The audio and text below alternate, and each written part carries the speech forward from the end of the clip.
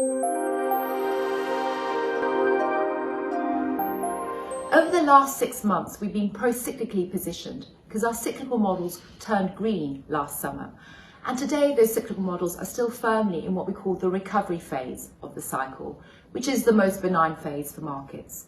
This is because typically in this phase, you see growth expectations improving, but policy still very loose. And indeed, that is what we're seeing today. However, we do sound a note of caution. As growth expectations have risen, we've also seen bond yields rise, and that raises the hurdle for what constitutes a good investment. In some sense, that rise in bond yields does pose a speed limit to returns.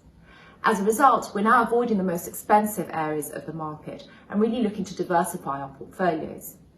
Last year was notable because a very small group of mega-cap, turbocharged stocks led the market recovery. And today we would advocate a much more diversified stance, really looking across the globe and across sectors.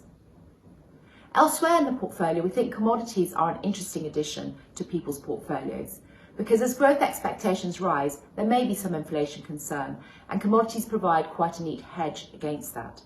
They also benefit from the significant infrastructure spend that is currently being planned. However, we wouldn't write away government bonds.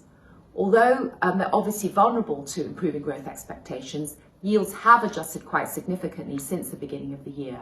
And so government bonds are back on our radar as a diversifying position in portfolios.